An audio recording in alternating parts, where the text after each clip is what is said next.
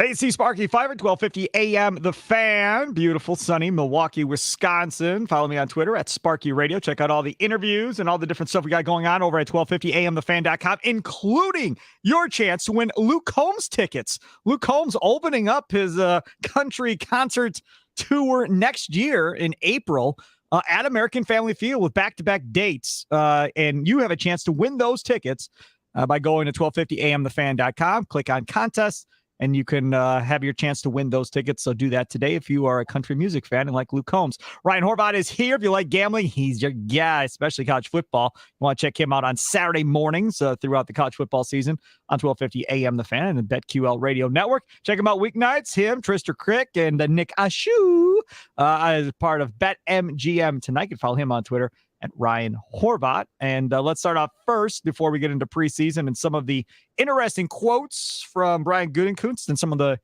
coaches from the Packers earlier today here on Friday. Let's start off with Packers Patriots joint practice number 2. It was the worst practice that we have seen from Jordan Love to this point for certain. And some of the stuff that I saw coming through on Twitter and reading the articles this morning from what happened yesterday is quite rookie-like, I guess, to a certain degree. Not setting feet, and then, throwing an errant ball, missing wide open guys, and having different stuff like that going on, including, throwing an interception. Probably could have had maybe one or two other ones, the balls that were batted down to receivers. Then when he would throw a nice pass, guys were dropping balls on him. Musgrave has had his share of drops. And while we all love Musgrave and jet sweeps and all this other stuff that they're doing with him and how fast he is, his hands have got to be more consistent when the regular season come. And the same with Christian Watson, who also has had a number of drops throughout training camp. And it was definitely a different vibe, I guess, from the Packer offense this time. They struggled to run the ball. They struggled to throw the ball. It was the first time they've really struggled, I think, all through training camp, Ryan. Yeah, believe it or not, man, I'm going to give him a pass, actually, and none of this really bothers me. I'm not going to overreact to drops in preseason from Christian Watson because, okay, yeah, really bad drop, especially week 1. Should have been 6 for my guy Aaron Rodgers. That sets the tone for the season. Everything's a disaster after that, to be honest with you. Yep. But the second half of the season, what was it, the last 8 weeks of the season? He didn't have a drop the rest of the way. So, he's maybe just a gamer. I really like Musgrave. I mean, especially for a tight end. He could fly. I don't know if I really want to see jet sweeps with the tight ends. Like, let's not get that cute. We got our gadget guy now, guys like Jaden Reed. Maybe Torrey could be that guy. It doesn't have to be the tight end. But I'm not going to overreact to drops just because of what I talked about in the last podcast. We did this with Jamar Chase. Remember, people are like, oh, Jamar Chase is going to be a bust. He was talking about, the NFL football is a little bit bigger than the college football. People thought that was going to be a huge deal. And then he's like a top 5 receiver in the league as a rookie playing in a Super Bowl. So I don't worry. I just think some of these guys, I mean, let's be honest, man. It's August 18th. I think a lot of these guys are just ready to get to the season. They're ready to get to week 1. They don't want to scrimmage against the New England Patriots. That's why things are getting chippy and there's arguing and fighting going on. Obviously, you would like them to have a perfect practice every single time. But I want to see what they do in the game. I'll overreact or react, I guess, to what we see in the game.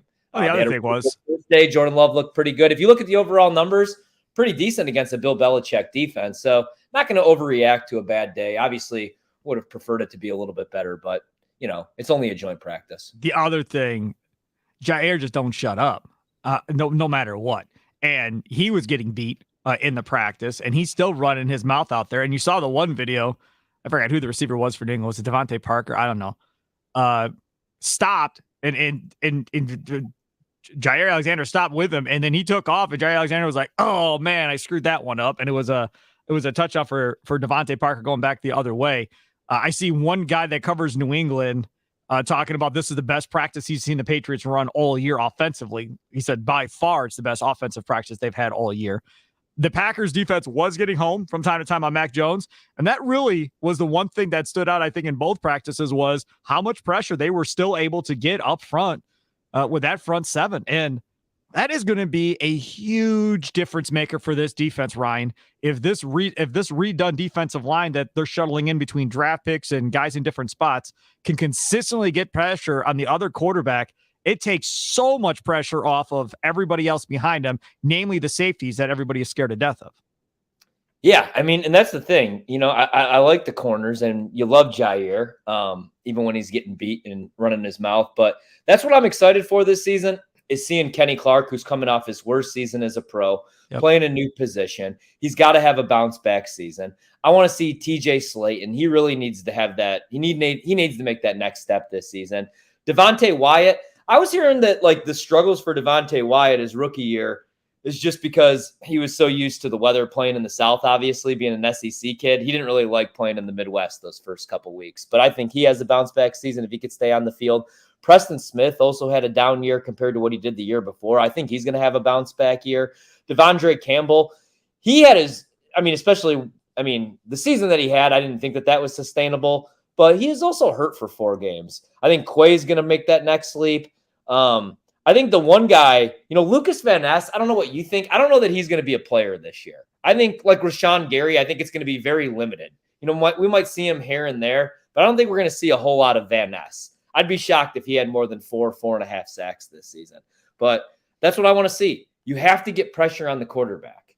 That's how teams win in this league. Look at the Buffalo Bills, for example. Last season, first half of the year, they looked like the best team in the National Football League because they had Von Miller, and he had 8.5 sacks. Then they lost him the rest of the way. They couldn't get any pressure on the quarterback. And what happened against Cincinnati in that playoff game? Joe Burrow sat in the pocket, picked them apart all game long. It doesn't matter how good your secondary is. Eric Stokes and Jair could be all pros, but if, Justin Fields or Kirk Cousins or Jared Goff have 4 or 5 seconds in the pocket to scan the field, they're going to torch any secondary. Pass rush has to be better. This has always been Green Bay's problem, right, though? Other than a couple good years of Clay Matthews and the year where Nick Perry had 13.5 sacks, got to get after the quarterback. That's the most important thing, and that's what we need to see. But in this league now, today, it's no longer statues. These guys all can run. So, yes, you have to get after quarterbacks, but you also have to contain to a certain degree so Justin Fields doesn't run upfield 50 yards and everybody loses track of where the quarterback is. You're going to see that right away in week 1. You automatically have to be ready to deal with that guy that can get out and run. Oh boy, here I come. I got you. And there he goes. And he's off to the races. And the Packers defense is like, what the hell? I was right there. And he just ran away from me and nobody caught him. Really quick on the Packers defense, I get more frustrated that they can't cover a simple crossing route, and any tight end in the league looks great. Looks like an all-pro Travis Kelce against the Packers. It could be Kyle Rudolph. Yeah. But like last year, the one thing I don't really mind if they're not going to be a top 10 run defense. They're just not. That's not how they're built. Gutekunst didn't build this team to be a big, top 5 against the run, because let's be honest, Sparky, that's not the way that the league's built anymore. Sure. The problem with the Packers defense last year, other than injuries, losing your best pass rusher never helps. And Eric Stokes, that doesn't help. And having, piss poor safety play all season long doesn't help either. But their biggest problem was that was a defense that was built to play with the lead, because that was a defense that was built to play with MVP quarterback Aaron Rodgers, Devontae Adams, best receiver in the league, MVS, guy that could take the top off the defense, top 5 offensive line. And the offense let them down last year. It was 3 and out after 3 and out. The defense was on the field way too much. That's a defense with that secondary, Jair and Stokes, and what we thought, like Amos and Savage were going to be solid safeties. That's a defense that's, built to be playing with a 2-score lead. Then you got to throw on them. Then those pass rushers like Rashawn Gary, Kenny Clark, that's where they excel. But the problem was the Packers never had a lead last year. Right. So that's why this year, I want to see the LaFleur offense. I want to see 2 tight end sets. I want to see a lot of motion again. And I want to see Aaron Jones touch the ball 15, 20 times per game. I want to see A.J. Dillon touch the ball 10, 15 times per game. Use a third running back if you want, Spark, because I think you have to be a clock management. I hate the term game manager, but I think that's where that's where Jordan Love would be his best, because look at the year that Cleveland won double-digit games, won a playoff game, Stefanski's first year. It's because they had a great rushing attack with Nick Chubb and Kareem Hunt. And Baker Mayfield looked like an all-pro quarterback because he completed 70% of his passes off play action. That's what Green Bay could be, especially now with these tight ends, with these stud wide receivers, and with 2 really good running backs. Run the ball, open things up for play action, make things real simple for Jordan Love year 1. I will say that's how he builds his confidence. This could be a good team. I'm being positive today. I will say, Ryan, that I have thought like you this whole time, but I'm changing my tune on what this offense is going to look like. I don't think that's what they're going to do. I don't think he's going to play under center a majority of the time. I don't. If you watch what we've been watching, whether it be in these training camp practices or whether it be in preseason, we'll see what it looks like on Saturday night. Dude, he's running out of shotgun a lot. They're spreading out guys a lot, right? This may very much look a lot more like the Aaron Rodgers offense of last year, more than everybody thinking that this is going to be a completely different offense this year and they're going to be really conservative with Jordan Love and they're going to run. Adam Schefter said something the other day on ESPN, the same thing, that, they're going to be a run heavy offense and da. I'm like, man, I don't know. Like, I don't know if I'm sold that that's going to be the case, because everything we've seen to this point, I mean, think just Saturday night when we watch this Packers game, count how many times you see him under center with two tight ends on the field. I mean, there's just not a lot of that. Now they have a fullback now. Now, Pearson, I don't know if he makes a roster or not. Now, if he makes a roster, okay, that'd make me feel better about running the football more, because it would be really nice to have a fullback. Shanahan has a fullback or two in San Francisco that he's been using, obviously, forever. Now, again, he's the best fullback in football in San Francisco. But either way, he's got a fullback. It would be nice if they had a blocking fullback for Dylan. And down at the goal line, two big dudes come running through and busting crap up. I'd love to see that, if that's what that's going to be. Or a lead blocker for Aaron Jones that's not A.J. Dillon. There's so many possibilities. Plus the tight ends. They can definitely be a damn good running team if they want to be. It's just a matter of whether or not they want to be. Rich Bisaccia, and we'll get into this a little bit later, was irritated by the second practice because special teams got no run because of all these damn fights. They had 7 fights in that thing. 2 guys got kicked off the practice field, one from New England and one from Green Bay. And to me, personally, if I were a team, I would never do a second practice. There's just no way. Bears and Colts just ran 2 practices, same days as what Green Bay and New England did, right? First practice went fine. Last night, all kinds of problems again. Not 7 fights, but there were skirmishes all over the place again last night throughout, and it was clean the first day. For me, going forward, one's enough. I'd rather have a joint practice every week leading up to a preseason game, because now they're done. They don't join practice with Seattle next week, and then it's 2 weeks off. I'd rather have one joint practice before every preseason game and be done with it versus having 2 1 week and 1 the previous week. Because these second joint practices, and the Jets cancel theirs, they always end up going the wrong way. Yeah, I agree. It should just be 1 and done, right? 1 and then you get to your game. And I get why some head coaches and some players don't like these joint practices. I do get why some do. But yeah, because when it starts getting chippy, and that's the other thing, man, we're already seeing way too many injuries during, OTAs, training camp, and right now, way too many. And you don't want to see somebody get injured, in a stupid fight over nothing. Because that's the thing, man. It's August 18th. These guys are just ready to get into the season. Yeah. Hot out there. They're ready to hit. I mean, yeah. Now, again, the difference between practice 1 and practice 2, to me, was simple, and I tweeted it out. Go back to Hard Knocks, episode 1 of the Jets. They go out there, they do their practice, they get lit up. And Saleh is fuming mad about how bad they look. Just fuming. We were embarrassed. This is crap. We are not going to play like this, and goes crazy. And they came back, hair on fire. That is exactly, I promise you, what happened. That day 1 practice got done, and Belichick and his coaches were livid by how bad the Packers owned them. Both sides of the ball, wasn't even up for debate. The Packers own Wednesday. And now you come back to Thursday, they come out going, oh, okay, we'll just go do another practice. Here we go. Let's go have some fun. And next thing you know, these dudes are acting like it's a damn Super Bowl, and hair on fire, just leveling dudes. Kraft got leveled. Tucker Kraft got leveled. He was on the ground. They had to pick him up. They walk him off the field. He's like, okay, I'm good. They didn't put him back in. Wham! Gets hit again. Down he goes again. They were serious. And the Packers, for the first time, and again, like you said, it's only practice, don't overreact. Where were our leaders? Where were our leaders? Where were our guys on the sidelines going, to hell with this? We are not doing this all damn day. We're going to fight back. Now get serious. They want to play like it's a regular season game, then we're going to play like it's a regular season game. Somebody get go. And you just never had it. And you read the tweets, and everybody that's covering it is going, there's a striking difference right now. You look at the Patriots sidelines, they're popping, screaming, yelling, going crazy. And the Packers sidelines look like they got punched in the face. There was a huge difference. Some of that is youth, But to me, a lot of that is, where were my leaders to get these guys up and tell them, hey, young buck, they ain't playing. So we can go out there and get our butts kicked all practice, or we can man up and go out there and play for real. But something's got to change, and it just never changed. And they got manhandled. Before I say what I'm going to say here, I want to say that I do like Matt LaFleur. But I think that's a reflection of your head coach. Yes. Right? Agreed. You see the reflection of Robert Saleh in there. And you see, like, dude, LaFleur teams, they get punched in the face and they don't get back up. I hate to say that, but it's the truth, right? Every playoff loss, the Niners, punched in the face. Tampa Bay, punched in the face. Defensive line, dominating, all day long. Granted, no David Bakhtiari. Other San Francisco loss. I mean, like, and then he goes to the podium and he looks like he's about to cry. Oh, I got to get Aaron Jones more touches. I got to do this. I got to do that. Don't talk about it. Be about it, man. And right. That's what I worry about. And the other thing is, like, if you don't want to put this all on LaFleur, you could put it on. I mean, this is a young team. What did you expect? These guys are young. And I'll tell you something. Whoa, stop. Like, David Bakhtiari should be the leader. I think he'd rather be in New York. Fine.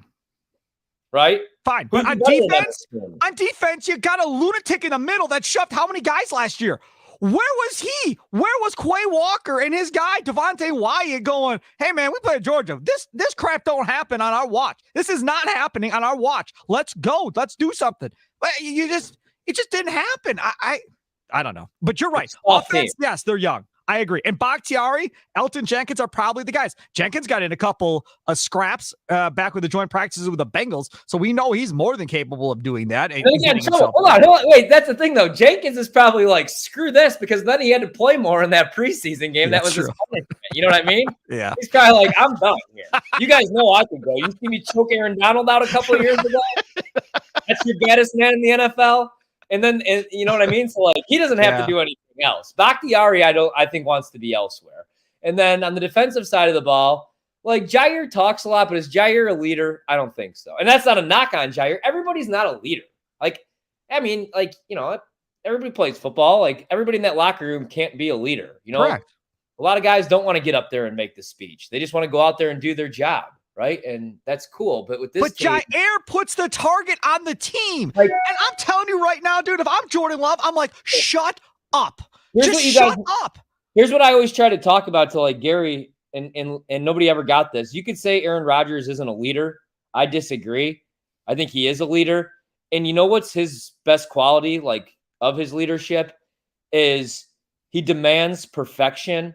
And yeah, like, I don't think that if he's there, I don't think, like, him, Devontae, that team, they're not putting up with that. Remember Devontae and Jalen Ramsey going at it, man? Like, those were some fight. I mean, they were still soft, though, because they'd get punched in the mouth and lose in the playoffs, too. But what I'm saying is, like, I think they're going to lack that leadership, because, I mean, Rodgers, yeah, he was a little bit of a dick, but it's because he's a Hall of Famer, and he demands, it's like Tom Brady, man. They demand perfection. Jordan Love is a young quarterback. So, I worry about it. And that's the youngest wide receiver. That's the youngest room in the league. I mean, from a skill position standpoint, there's no question. I think you can expect a lot of growing pains, and I don't know that there's any leadership on this team. I think it's got to be like Rashawn Gary when he comes back, right? And Kenny Clark is making a lot of money. Rashawn Gary was out there. He was on the sidelines. Well, was he talking to them, trying to get them fired up? I wasn't there. Kenny Clark, again, to me, as we stated, no more day 2 joint practices. I'm done with that. But in instances where you're getting your butt kicked, somebody do something other than Jair just running his mouth asking for it to get kicked even farther. That's just nuts. All right. Brian Gutekunst, other coaches talked on Friday as we're recording this earlier in the day. Brian Gutekunst came out and just flat out said, we're not trading Bakhtiari. Like, let's be done with that. Let's just address it now. I'm not trading him. And then they he got into talking about, his practice schedule so far this summer, what it looked like in the regular season. He said, last year, Bakhtiari didn't participate in any joint practices, and he was out there yesterday in that joint practice. So that gives you a good idea of how much farther along he was than at this point last year, which obviously is a good thing. Do you like him coming out and just flat out saying, I'm not trading him? Like, everybody that wants to keep talking about this, we're not trading Bakhtiari, and let's move on. Yeah, I do. Because, like, I think some of us as fans, and I think probably some of the veterans in that locker room, a guy like Aaron Jones, granted, he's getting paid, did take a pay cut, but he's getting paid a lot of money for a running back, especially in today's league. Like, they don't want to go out there and win 4 or 5 games. They want to win, right? They want a chance at a Super Bowl before their career is over. So I think him coming out and saying we're not trading David Bakhtiari says, hey, like we're going all in this season, right? Jordan Love's our guy. We drafted this kid in the first round. He's not this 5th, 6th round pick. We drafted him in the first round to replace Aaron Rodgers. These are my dudes on defense. These are all my first round picks.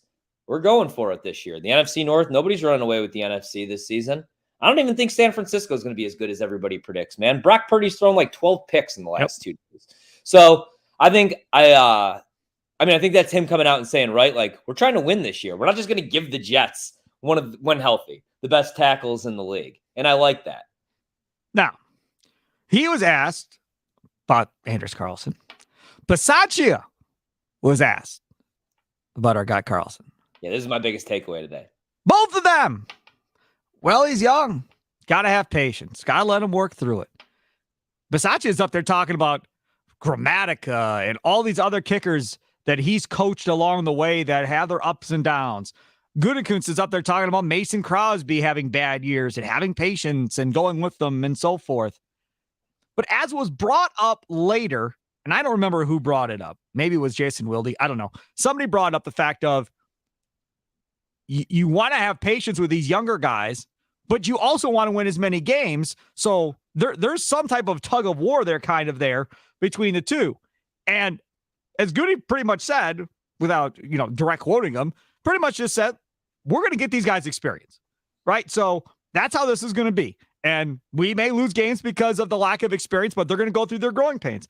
And he said, if we're trying to win a championship in Green Bay, that's what we're trying to do. And sometimes you got to go through growing pains to get to where you want to be kind of going forward with this organization. That applies.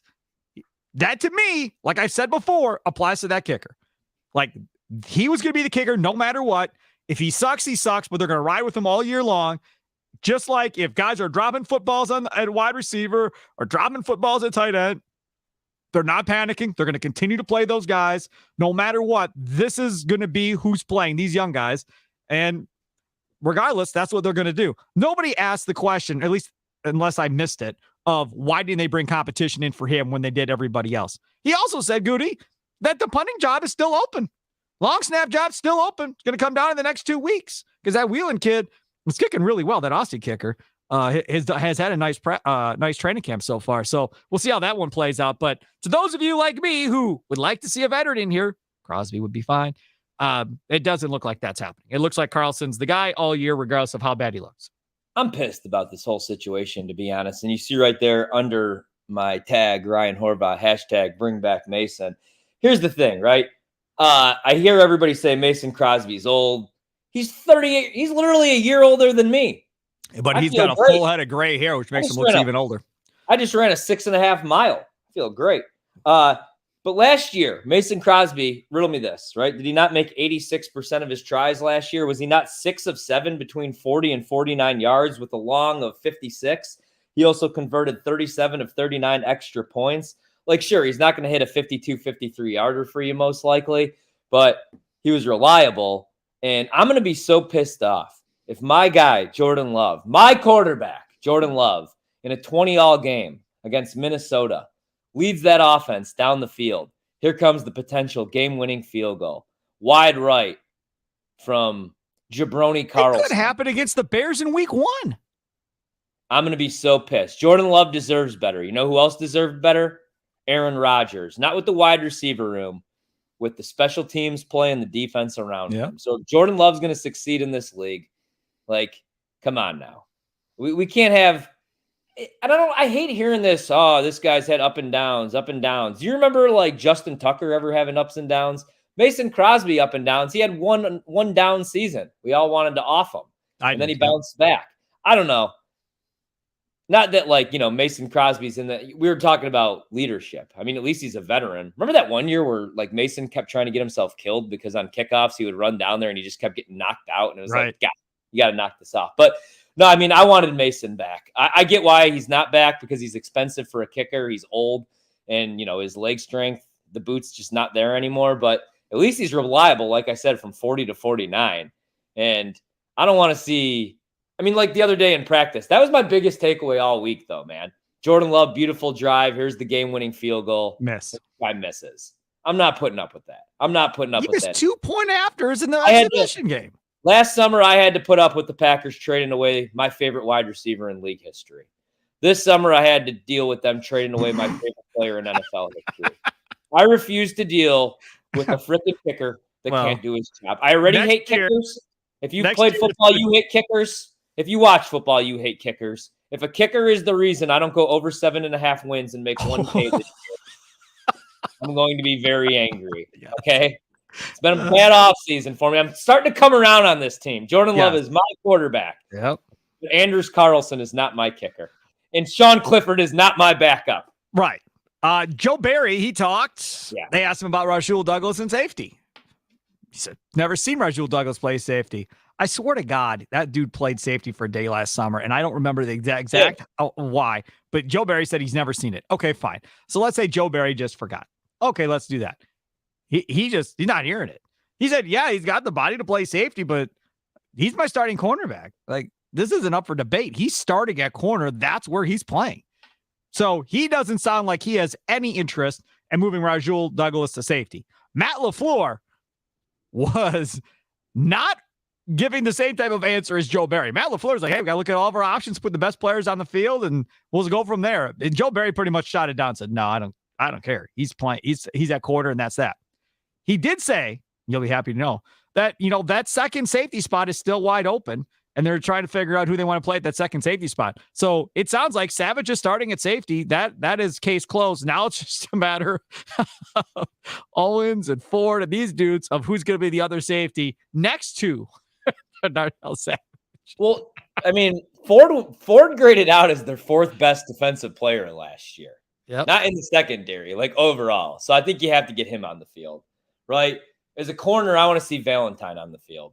Unless he just gets absolutely torched tomorrow night. And still, I probably want to see him on the field. And it's going to take Stokes some time to be Stokes again. I do think that he'll bounce back and be the player that he was. Jair is going to be fine. But, man, like, I don't know that I could do it again with Savage. I just don't know. And I love the Savage pick. I'll admit, I like the Darnell Savage pick. I loved him as a rookie. These last 2 years have been bad. And here's the thing, man. Like, they have tried everything with him. So what changes this year? You know what I mean? Like, they moved him inside. He played safety. He was a slot corner. He literally, they tried him everywhere in the secondary. Like, what's next? Is he going to be rushing the passer? And the only other thing that could ruin my day, because I'm starting to be optimistic about this team, is just the name Joe Barry. Has anybody else, I mean, look at all the talent that he's had the last couple of years. Has anybody else, other than like Brandon Staley, underperformed with so much freaking talent, though? I mean, here's what I don't want to. I don't want to like do this thing where you have to have Savage out there because his natural position is a safety. If Rasul Douglas is willing to, try to play safety, you got to get your best players on the field. That's my only thing. You got to get your best players on the field because this defense has the potential to be top 10, maybe even top 5. But if we continue to run, below expectation players out there like Darnell Savage, it's not going to get any better. And the safety play has been so awesome. I guess the one good thing is he has to have a short leash, right? Like we don't get 4 weeks of Darnell Savage getting absolutely torched. And when does LaFleur put his foot down, dude? That's who's going to stop it. You got to show some stones this season. If Joe Barry, I swear to God, I don't care what Jordan Love does the first 3 weeks of the season. But if I watch week 1 against Chicago and I see Jair and Stokes or Valentine or Rasul or whoever's the other corner 10 yards off the line of scrimmage, I'm going to go nuts. That came up. They asked Joe Barry about defense. Against the Bears who now have Mooney who could take, like that's all they could do is just throw those short little hitches. Go on, correct. Sorry. They brought it up to Joe Barry. They're like, hey, man, your corners are acting like they're going to get to play man on man. Jair's talking about he's going to travel with the ones more this year. And I think this was Wildy again. He's like, I don't want to give any secrets away to the Bears, but like, is this going to be a different defense that we're going to be seeing from a fan perspective versus what we saw last year for a majority of the year as far as how you play? Joe Barry pretty much said, well, it's going to be week to week, depending on the quarterback you're playing and depending on the wide receivers and so forth, you have to adapt week to whatever you're playing. That's what he said. So he didn't say yes. He didn't say no. He just said, well, we'll take it week to week. Obviously, Jair wants to play against the best player, the best wide receiver. And we understand that. And he craves that and all that stuff. But yeah, we're going to go week to week. Now, this is the other thing that Joe Barry said. new little feature here on StreamYard because I finally figured something out. For those of you on the Odyssey Sports YouTube page watching this, got a nice little graphic now that I can put up with quotes.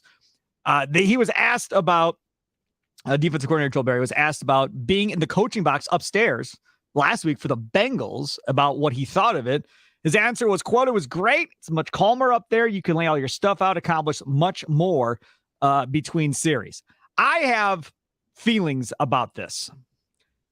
I don't know of a lot of dudes that like it more than being on the sidelines. In my time as a Packer fan, I feel like every time somebody goes upstairs, within a year or two, they end up back on the sidelines again, because you're not having that one-on-one interaction with the players of what they're seeing on the field and what's going on with them. You're not having that because you're upstairs. You're disconnected from the sideline. I am fine, I guess, if he's going up there. I just don't know how long it's going to last if you're not having that communication in game with the players on the sidelines. And that's what I always see happening with these defensive coordinators that end up coming back to the sidelines when their defense is struggling. Whatever it takes for this guy just to do his job the right way, right? Like, stick him up on Mars for all I care. You know what I mean? But I get it. Like, if that's where he wants to be, I think that might be a positive, right? I mean, maybe whatever it takes, though, you know. That's but right. I agree. I mean, I won't be shocked if he's back down on the field. I like him better in the box, though. I think that's where he needs to be. All right, here we go. Last one. Confident, concerned, and curious for the Packers Patriots preseason game coming up on Saturday night. Now, Goody, unlike Matt LaFleur, who said before practice yesterday, we'll see how practice goes, and that'll depend if Jordan Love and the offense and these guys play. Goody, no. Goody said, they're playing. I need to see everybody play. Jordan Love and these receivers and tight ends need as many reps as they can get. So they're playing. Now, how much they're going to play, we'll see. How much they're going to play against Seattle, don't know, but I want them all playing. He said, you cringe because you don't want anybody getting hurt in these situations of running these guys out there in preseason. But with this team, these young guys need reps. So they got to play. So having said that, and knowing that Belichick and that Patriots defense is going to have something up their sleeves, I'm sure, I'm going to say I'm confident that Jordan Love's going to throw at least one touchdown pass in this game. Oh. I'm concerned that Jordan Love's going to throw at least one interception in this game on Saturday night. Oh. And I'm curious to see if Sean Clifford can get through a game without throwing another interception or two, because he threw 2 picks in the last game. And I just want to see, because the Sean Clifford thing, every person I've talked to since that game last week goes, hey, what about that Sean Clifford, man? Woo-wee. Everybody. My kid's babysitter today, I went and talked to her. She goes, what did you think about Clifford? He looked really good. Shut up. Don't do this to me. Swear to God. Dude, all week, that's all I've heard No from kind of day I'm everybody. having. I heard it's Clifford. I was like, don't get your hopes up. Please don't get your hopes up. But either way, so that's where we're at. What do you got? All right. I'm confident that the Packers win this game by at least 3 points. $500 says so. I'm concerned that they don't, because then I'm on out a preseason $500. game. Oh my God. Yeah. I bet them right away, dude. They took a lot of pro money. They're all the way up to 3-point favorites. This opened as like a pick. They were 1.5-point favorites. I think they win this game because I'm also confident that Jordan Love is going to ball out. I'm concerned that Sean Clifford balls out against a bunch of future garbage men, 4th stringers. I have to hear on social media that Sean Clifford is the truth and he's better than Jordan Love. Yep. Curious, what is Lucas Van Ness this season? Just like, I did like him at Iowa. I didn't make a big deal that he doesn't start. They don't start young players there. And, he looked like a jag to me. He just looked like another guy out there. I want to see better pass rush snaps. I at least want to see a hurry or a pressure from Lucas Van Ness. So I'm curious to see what he does when he gets on the field. Because I'm only half joking when I say we did trade Aaron Rodgers for Lucas Van Ness when you think about it. I'm just kidding. Unbelievable. He is Ryan Horvat. Follow him on Twitter, Ryan Horvat, BetMGM tonight. You follow me at Sparky Radio. All the great interviews and stuff I do over there at 1250 amthefan.com. Don't forget your chance to win Luke Combs tickets to see him next April at American Family Field. Back-to-back tour dates to start off his tour next summer, but technically it's starting in April. And of course, download this on your Odyssey app or wherever you download your favorite podcast ad. And of course, check us out on the Odyssey Sports YouTube channel as well. Enjoy the rest of your day. Enjoy the weekend. Go Pack, go, and we'll record again on Monday. Have a good one, everybody. Toodles.